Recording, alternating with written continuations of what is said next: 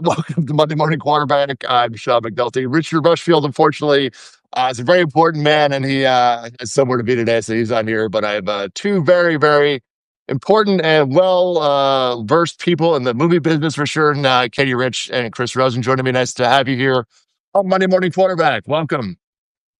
Happy to be here. This is very exciting. We're like on Yeah, the Ankler's most popular new franchise right now. we're the most new franchise. I'm not sure if it's popular part. We'll get going. All right, so we have a lot of box office. A big weekend, not necessarily in total box office, but in what America is telling us. Do you want to start with dragons, zombies, or aliens? Where should we begin? I've only seen the dragons, but I don't think that's the most interesting That's topic. not the lead. Yeah, not the lead. Well, Chris, you saw the Aliens movie, which is Elio. It's not a broader Aliens film. So Pixar is dominating, I think, the conversation today, Chris. Is that an accurate statement? I would say yes. Worst Pixar opening ever. Right, that's the lead here, of course. Yes, good old Elio. Which you saw, you contributed to this. I did. Me and my daughter went and saw it this weekend at a lovely AMC here in New Jersey, and it was not widely attended, I would say, but it wasn't empty. Was it a Saturday afternoon or what? Sunday afternoon. Not a lot of people there, but there was enough. A lot of families. Not my favorite movie, I would say. All right. Diplomatically, I guess. It's not. It just the whole movie. I was like, this. None of it made. Again, wouldn't know this from maybe you wouldn't know this from marketing, or maybe you would because they kind of not really done a great job of explaining what the movie is. But I still don't actually know what the movie is really. After seeing it, even after seeing it, and then at the end, I was like, "Wow!" I didn't even know the two directors, and their names escape me, but one of them did Turning Red. I forget. Domi Shi, yeah. Domi Shi directed. It was a co-director, and then another co-director who did Burrow, I believe, was their Pixar short. Burrow, one of the 7-minute short. Banger. It's such a good movie. And I was like, oh, that's crazy that they both directed it, because I didn't know, because I thought it was another director who had done Coco. And then at the end of the movie, he is in the credits after the credits where it says directed by Adrian Molina, who gets like a little line before the scroll. And I was like, boy, I got to Google this. And then it turns out he left the movie, and I was like, oh, this all makes sense. It makes sense now. Yeah. That's also classic tortured Pixar development. Like all of their movies, almost even the great ones. Ratatouille had a director fired off of it. Like this has happened at Pixar for a really long time. Like I think that level of creative rejiggering is just kind of built into how they work. So like I haven't seen Elio yet. I'm planning to after we do this. I wouldn't think that would automatically cause whatever is the creative trouble with Elio. But it's fair, it's been done before. There's been examples of Hollywood where you can see this working, and other ones where it turns into what we apparently are seeing here. Even the international is like 15 million. This is really not across the board. I mean, last year or 2 years ago, Elemental came out and also was 30 million, but that went on to cost 500 million. The word of mouth on that thing was an A+ cinema score. Like that one, which I thought that the marketing just didn't nail what that movie was, but the audiences when they saw it took off. But I mean, if you're looking at, there's the movie quality number one, but it's like, all right, fine. But there's just like, the larger Pixar conversation where we're like, all right, Inside Out last year, one of the biggest movies of all time, and so like Pixar can still open a film. It wasn't like, oh, people don't want to go to Pixar movies anymore. And Elemental still had that. And Lightyears before that, which was like, again, fell in the, didn't do that well category. But where before then COVID was like, Pixar was anything, like even if it wasn't a huge thing, it was hard to find. Like Good Dinosaur was the only one I could really find that I was like, that didn't quite really work out that well. Brave, I think, is another one. It did very well, but it did very well. It was not critically regarded, yeah.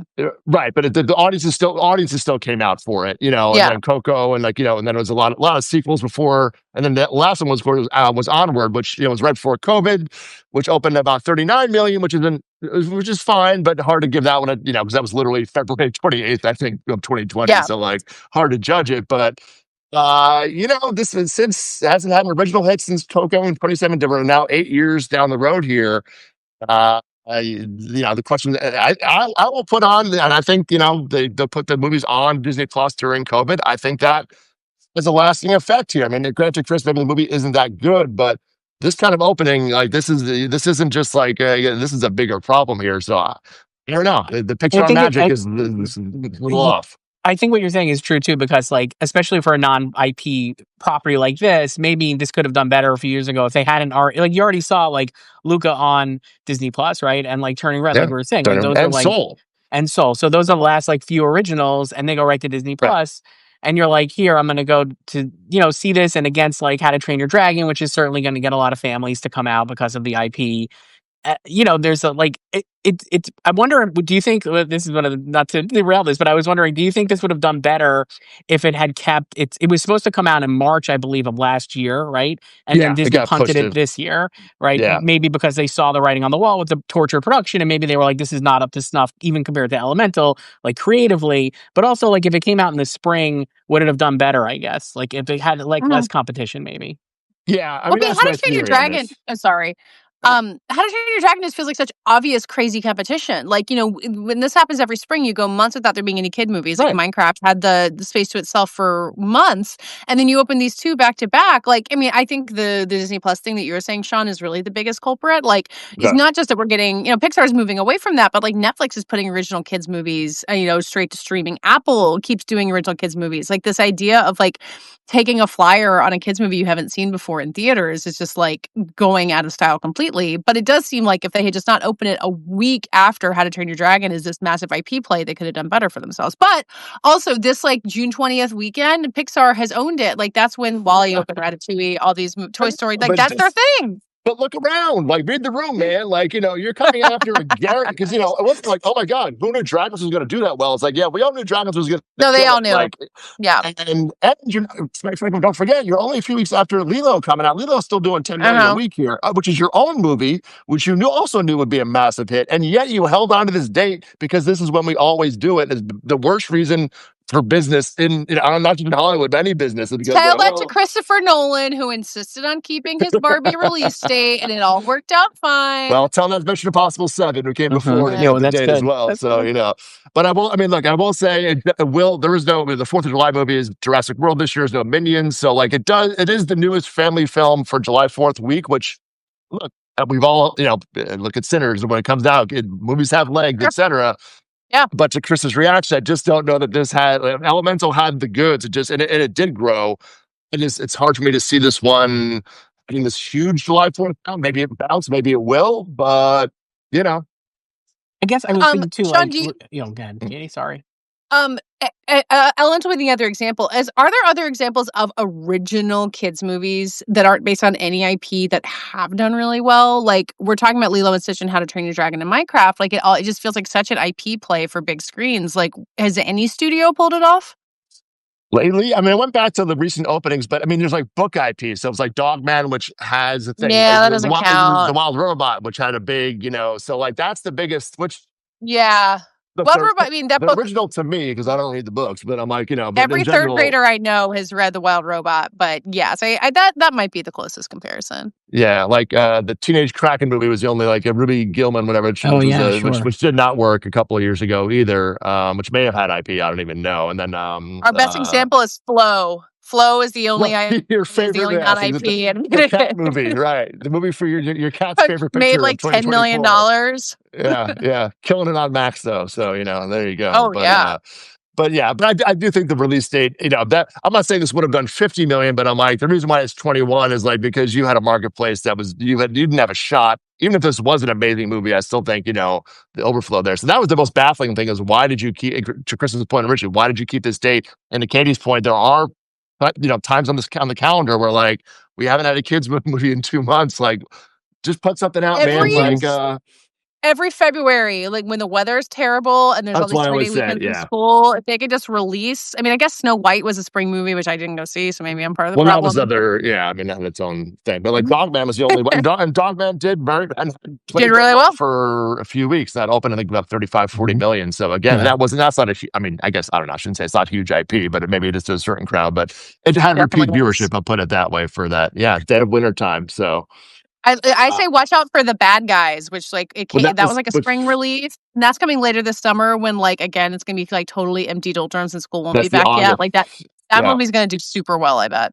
All right. The first did all right. It didn't like, and I don't know how strong IP, like, like among the kid group of like where that ranks in terms of, Strong-ish IP, and I think that movie has grown. Like, because like these movies, like, I love it. Yeah, I'd love to see like, it pop. we go back and watch like, Coco or something like that. Like these movies live forever when you have them on these streaming platforms. So like when a sequel to something comes out, like Moana 2 being so massive, that's because like so many kids who were not born when Moana came out had like been brought into that sphere already. This is one last thing on Elio too, is that like, Kate, you said this in the top.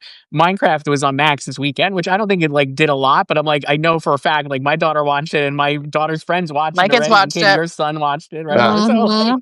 So other competition, like right. Yeah. Why am I going to take the kid out of the theater? They're happy sitting here in front of the TV on Max. So watch the Garrett film I'd love to see. So that's a good final point there, Chris. So let's go over to zombies. We have a new entrant. I'm telling you, the hottest genre in Hollywood is horror from the 2000s, I think, between Final Destination killing it, and now we have 28 years later back on the marquee here.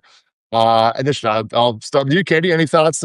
Scream out of you. Did you see this or no? I have not seen it yet. I am a real baby about horror, but I've heard enough things from that. This like, people who just think this is like just like a genuinely really good movie. Like there's the idea of it that's interesting, but like the way like it's kind of Alex Garlandy, he's made Men and he made Civil War, so it's got this cynicism to it. Oscar winner and Danny Boyle, like Oscar winner Danny Boyle, whose last film was Yesterday, a movie nobody cared about a bit. I looked back and I was like, "What's the last movie? I haven't seen it in theater in a while." And I'm like, really?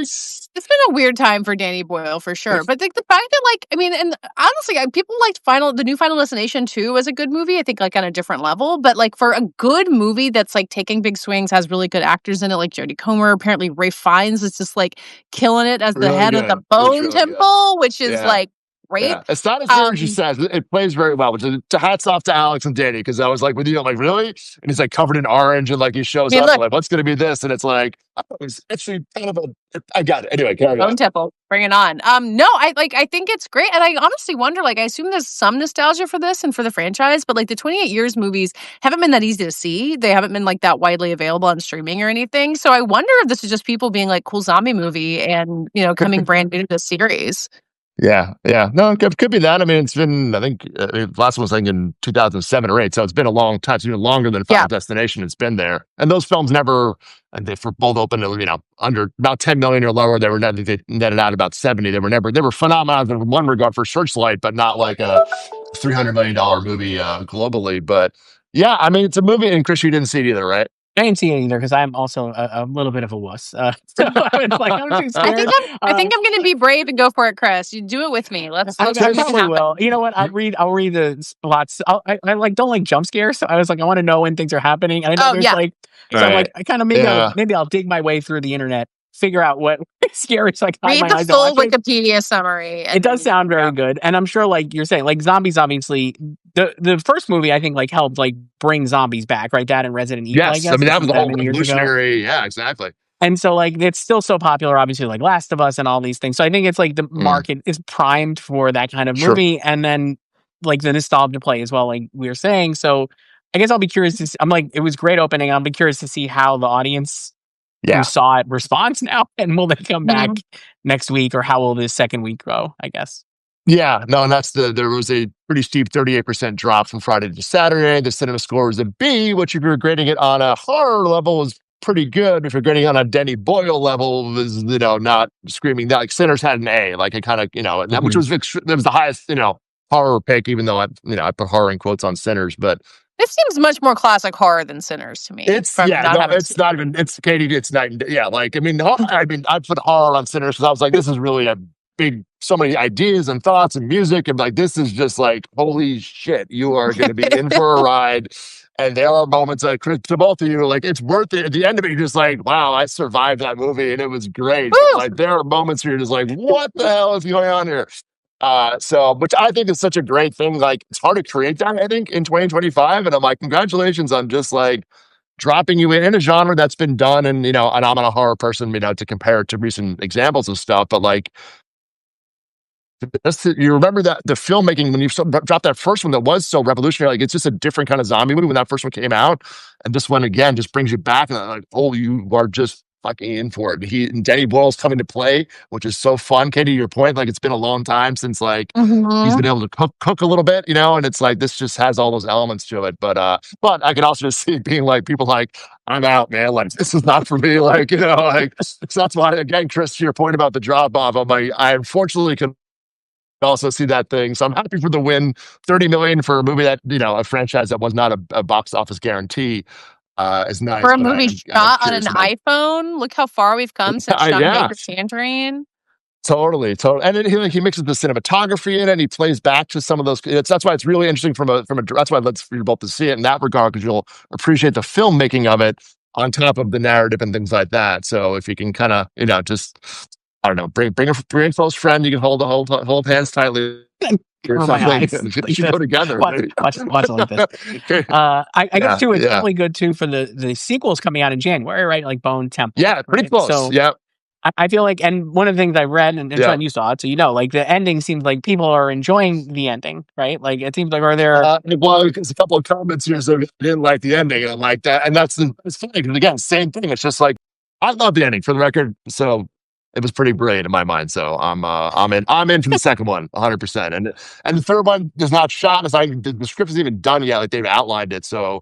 That's where I'm also seeing where this is going to land out for people who like myself who would love to see what the third, they built this as a trilogy, all that kind of stuff. So excited for that. So those are your big ones. And then of course, How to Train Your Dragon still cooking. That's printing money for DWA and Universal. That was the number one movie. We should, credit where it's due. I know. It's time to lead. Exactly. Props to Universal, major hit. And like that could dominate into July 4th weekend too. That could be the movie that people go back to see. So other things of note, Mission Impossible, still kind of, it's kind of like, it'll be like, it's just going to finish in the middle. Like, it's like the between all of the movies, like it's going to be like the fourth biggest movie. And it's like, all right, I don't know what you take away from it. It's, I don't know.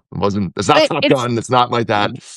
It's already outgrossed the last one, though, right? The one that got Barbenheimer. Yes, it's bigger than the last one. Yes, exactly. Yeah. Okay. Yeah, 30, all right. So no one has to resign in shame over this. No. But was this a phenomenon that was the summer of Tom Cruise? Like that doesn't seem to be like the narrative, Chris. I don't think so either. Yeah.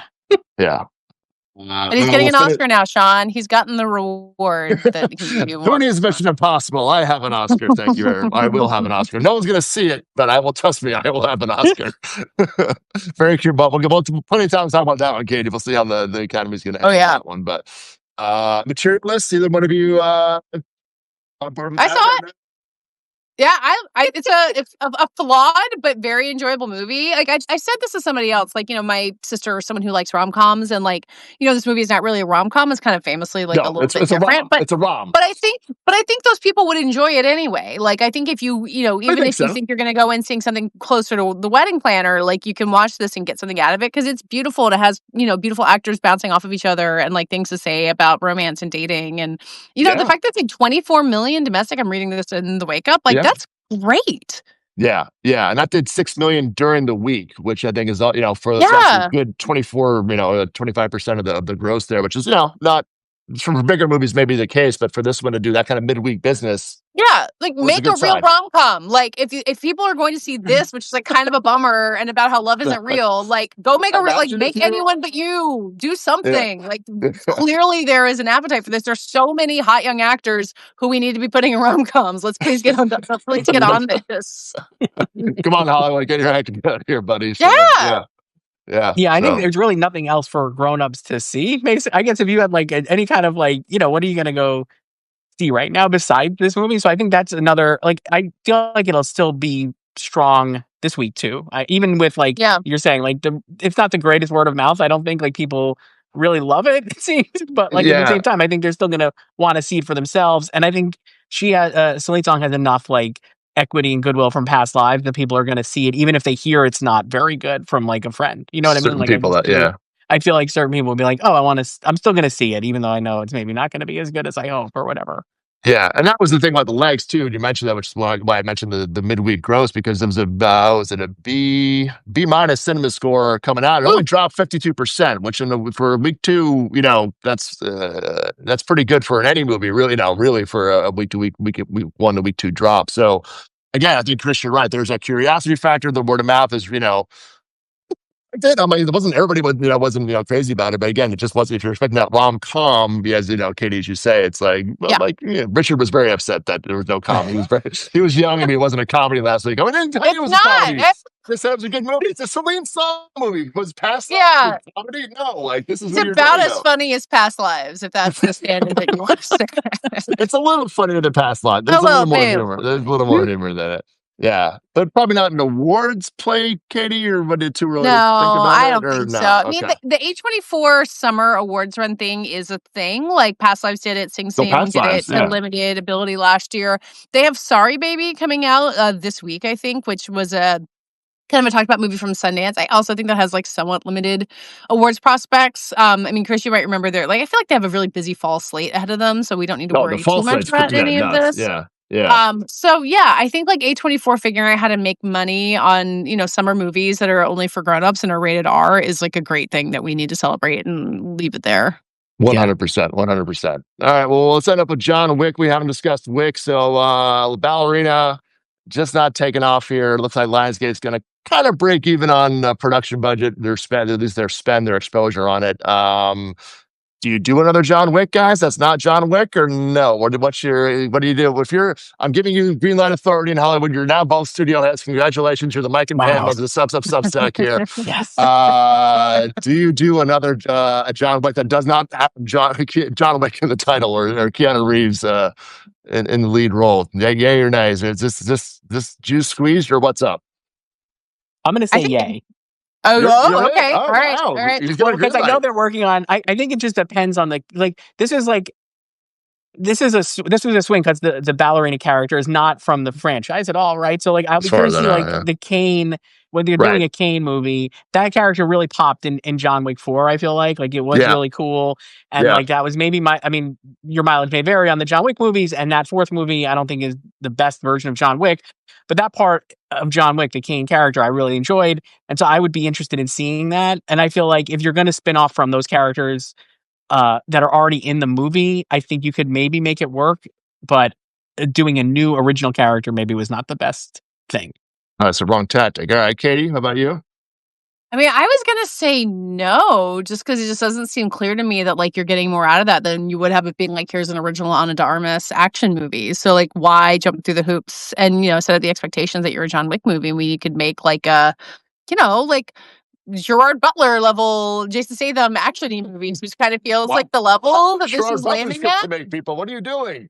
Yeah, I don't know. Like, I know we're talking about the challenges of making things that aren't IP, but like, I think maybe the IP is not sturdy enough to make this into a franchise. Yeah, I mean, look, they're called John Wick, and when the movie isn't about John, it's not like it was a universe to begin with. It was never built that way. So the DNA of this, and they tried the Continental, which I don't know that. Yeah, the TV show didn't work. So they've done, they have the John Wick experience in Vegas, which probably is a little more fun to go do. In terms of so they're. Lionsgate's trying to build things out, but it's hard for me to just, I don't. Again, I think to your point, Chris, like a Kane, which is being a little more modestly budgeted. If you can do these films, this was a $90 million budget that they did a lot of pre-sales to kind of mitigate the cost. But like, if you could do it at 45, maybe you have you have some business here to to make some money and extend this out. But I think it's not like there's going to be another $300 million Wick movie out there that's just there for the taking. I'm like, I think that's kind of the takeaway on that. We'll see how it goes. But all right, Katey, we'll leave here with a shout out. You're getting some awards out this week, some Shilling Awards, best Shilling. Is that is this what's going on here?